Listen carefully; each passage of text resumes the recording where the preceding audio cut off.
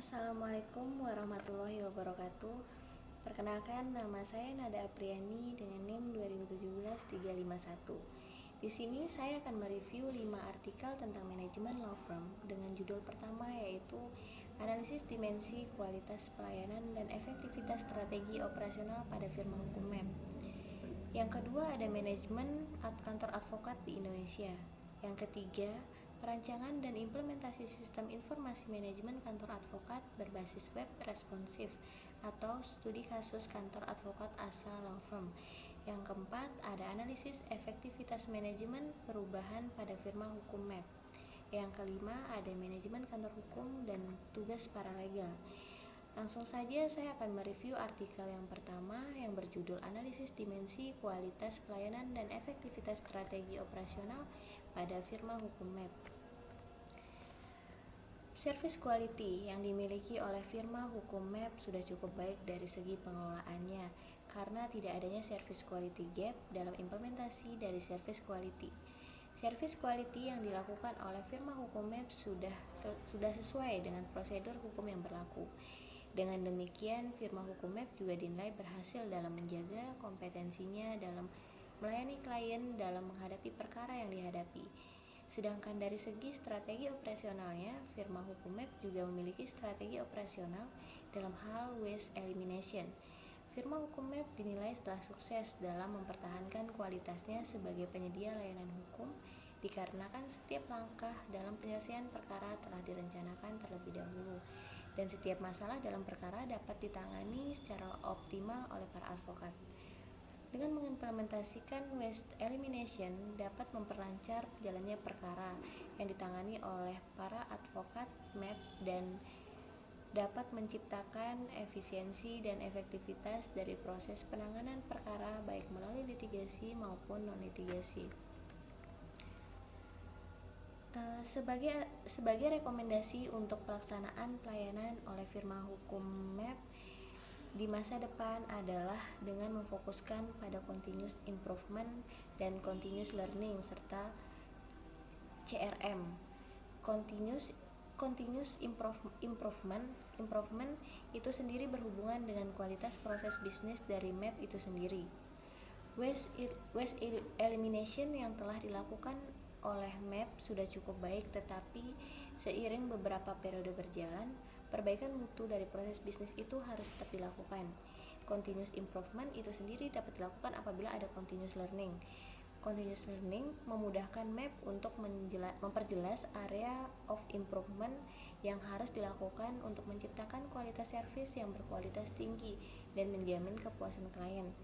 Continuous improvement dan continuous learning itu sendiri dapat dilakukan dengan melakukan benchmarking dengan best practice law firm. Untuk penggunaan CRM sendiri adalah untuk menjaga hubungan baik antara advokat dan klien. Dengan paperless office juga dapat membantu advokat yang menghadapi banyak paperload dan dengan mudahnya menangani dokumentasi serta transfernya atas perkara klien, dan semua itu dilakukan dengan cloud computing. Software untuk proses bisnis ini juga mampu meningkatkan efisiensi dan meningkatkan kualitas pelayanan perusahaan. Nah, sekarang kita akan membahas judul artikel yang kedua, yaitu manajemen kantor advokat di Indonesia atau law firm management in Indonesia. Para pengacara boleh saja mengagumi karya-karya William Shakespeare, tapi dalam karya penyair asal Inggris itu, pengacara adalah profesi yang paling dibenci. Tindakan yang pertama layak dilakukan adalah membunuh semua pengacara. Bagi Ahmad Zain Umar Purba, pernyataan Shakespeare bisa mengandung dua arti. Yang pertama, kurangnya pengetahuan masyarakat sehingga menganggap advokat sering membuat gaduh. Yang kedua, bisa juga karena rasa kagum masyarakat terhadap profesi ini sehingga banyak orang tua yang mengharapkan anaknya kelak menjadi pengacara. Masih belum lekang pandangan pada sebagian anggota masyarakat bahwa kalau mau hidup berlimpah harta maka jadilah seorang advokat. Gaya hidup segelintir advokat semakin mendukung asumsi itu. Mengenakan pakaian merek ternama, mengendarai mobil berharga selangit, dan menenteng HP tercanggih.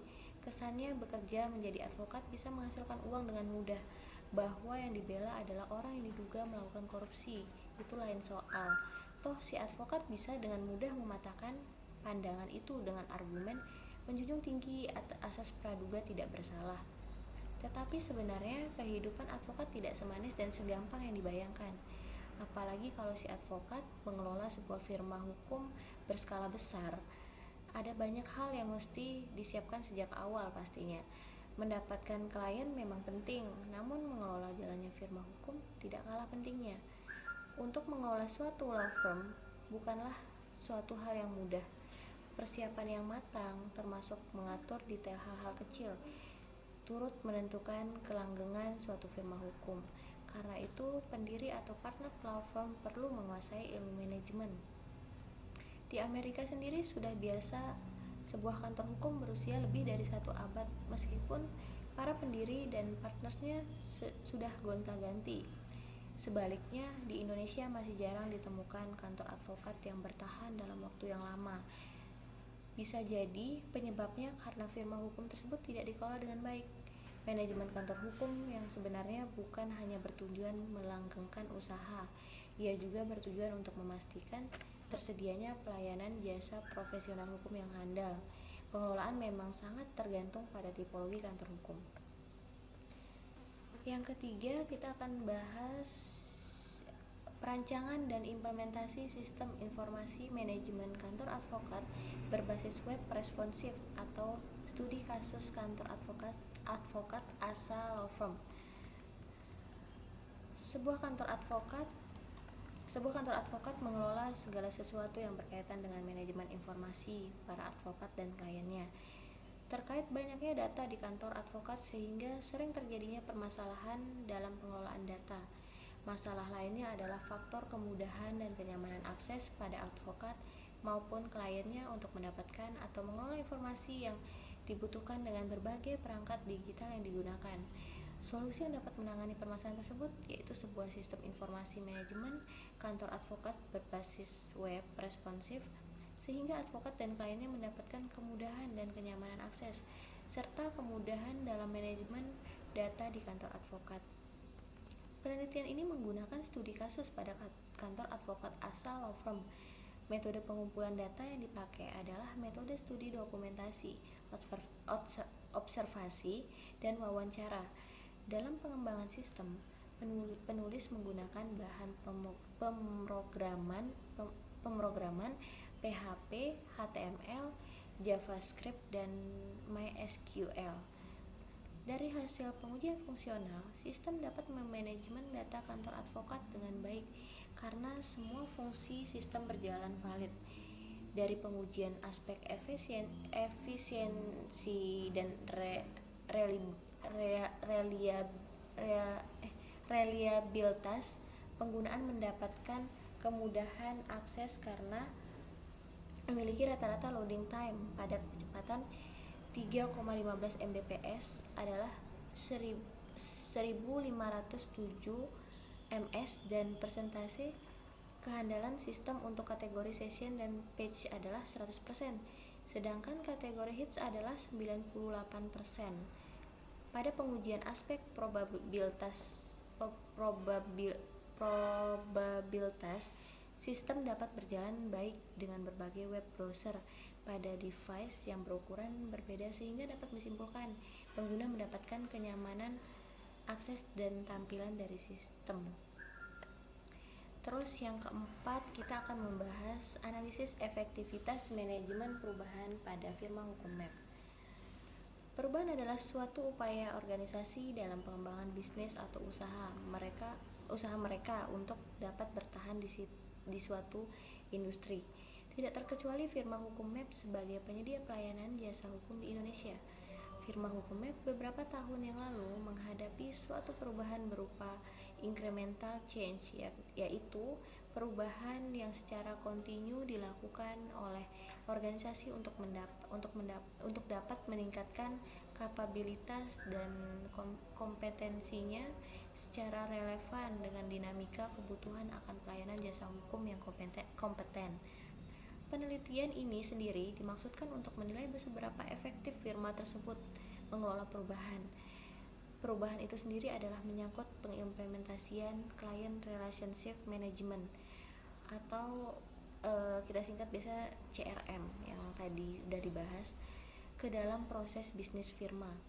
Menurut hasil penelitian, peran managing partner dinilai sudah efektif serta dengan bantuan advokat dapat membantu firma hukum tersebut dalam mengelola perubahan yang ada.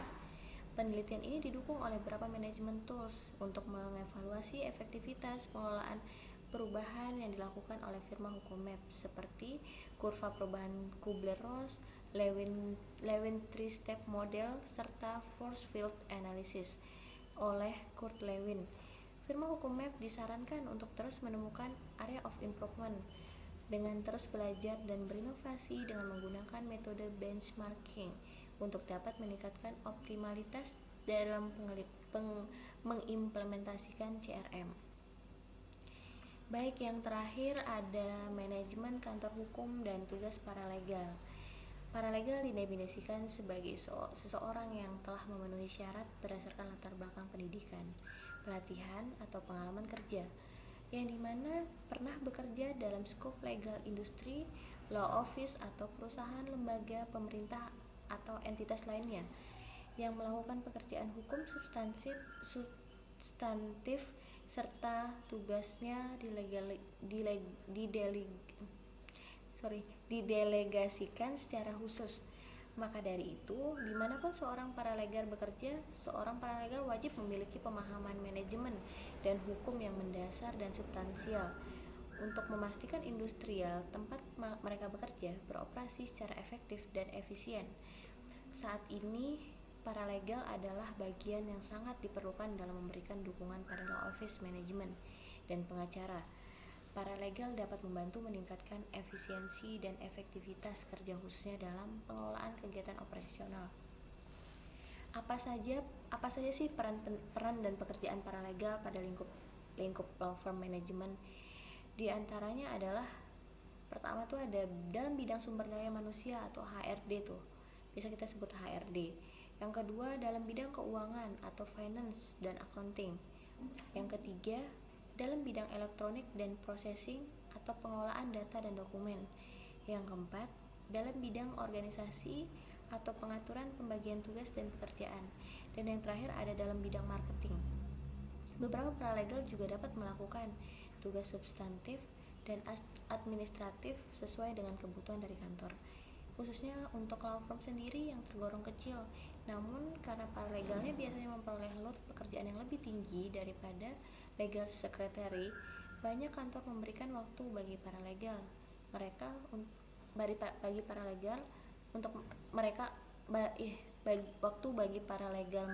untuk tugas-tugas yang lebih khusus, di mana agar mereka dapat melakukan tugas-tugas khusus tersebut. Jadi sekian hasil review dari saya. Mohon maaf jika ada kesalahan. Jika ada pertanyaan, silahkan tanya langsung di kolom komentar di bawah ya. Terima kasih. Wassalamualaikum warahmatullahi wabarakatuh.